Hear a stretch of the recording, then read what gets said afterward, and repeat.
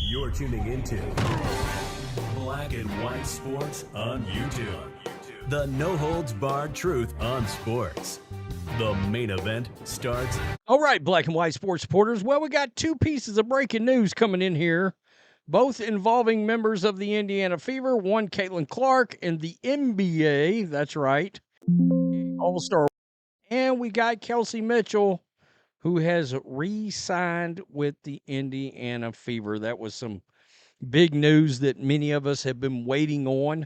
A lot of people will want to argue semantics on this Caitlyn Clark story because there's also a blurb in there about disinclined to participate. But when you start reading the wording, it reads to me like most likely, with all likelihood, that sort of thing, she's not going to compete in the three-point contest. All right? I've seen a lot of people. I don't know why she would want to do it anyway. I don't get it. If she did it, I would tune in and watch it. I'm not going to lie about that.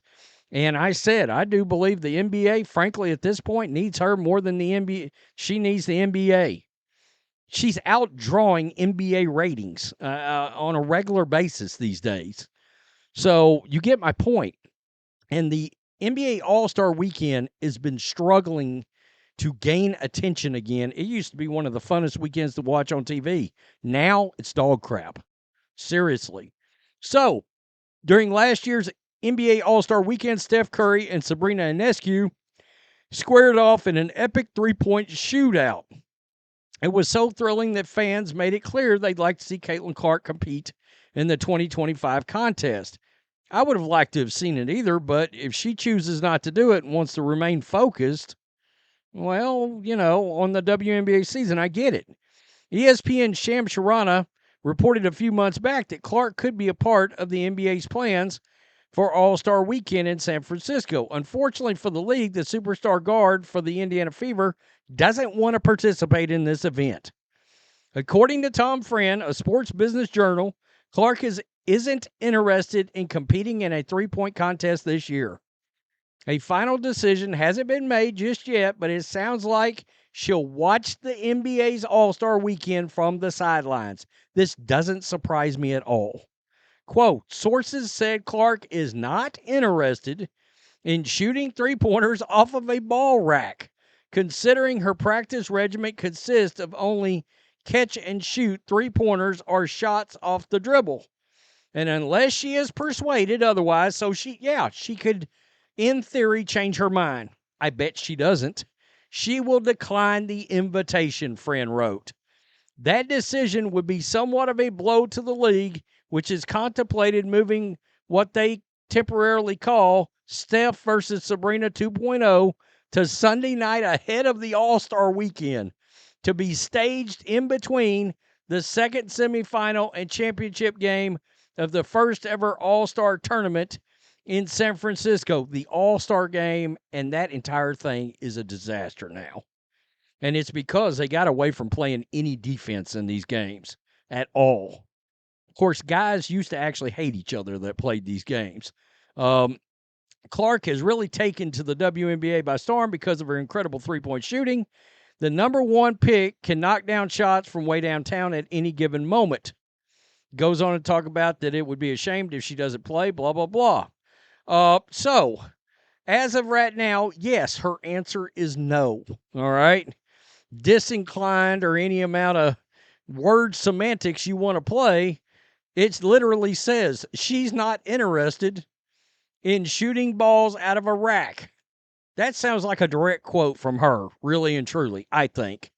Caitlyn Clark has a one-word reaction to Kelsey Mitchell re-signing, and this is what it is. On Wednesday, the Fever announced that they have re-signed Mitchell to a deal, ensuring that she will be part of the team for the 2025 season.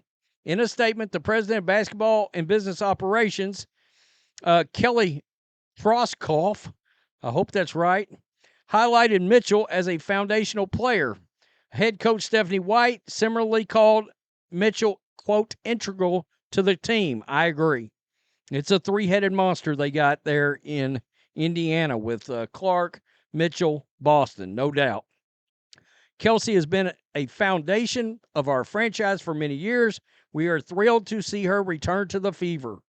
We value Kelsey's commitment to our organization. We're excited to see her build off of a phenomenal 2024 season, her best season yet. She was one of the best guards in the league, a cornerstone to building a championship roster. I'm thrilled that Kelsey is returning to the Fever. She has been an integral part of the franchise since the moment she was drafted. Goes on to talk about her journey. As for Caitlyn Clark, she took to her Instagram story within minutes of the announcement to share a statement. She shared a post of Mitchell re-signing and remarked simply, quote, duh. That's good. Duh, with a heart emoji next to Mitchell's handle right there. Yeah, and there she is right there. Duh. And the heart. So, yeah, I mean, she was an absolute beast last year for the Fever. I mean, instant offense. I think that's I didn't see any way they were going to let her go.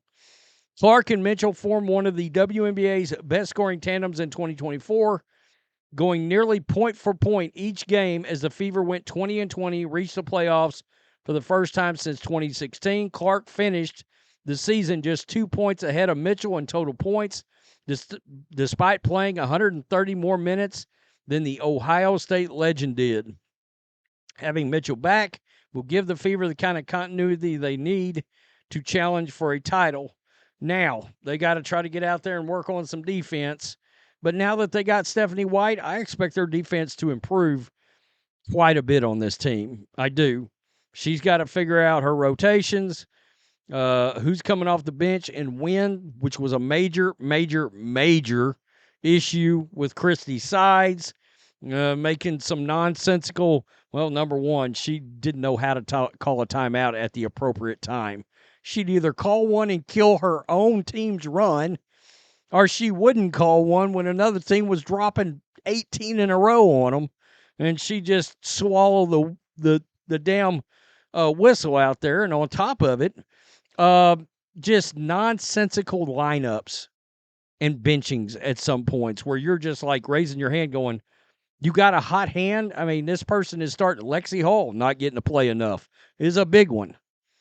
I mean, waiting to pull the trigger to get her more involved. Major problem under Christy Sides. Hopefully that's solved.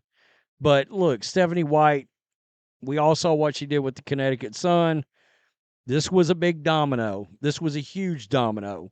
Now they got to look for maybe one other piece in free agency, and they got to cut, release, jettison, trapdoor, Nalissa Smith, and her poisonous attitude off this team, and the Indiana Fever are set to go. Tell me what you think. Peace. I'm out. Till next time. Thanks for watching the show. Be sure to like, comment, and subscribe. Be sure to tune in next time on Black and White Sports.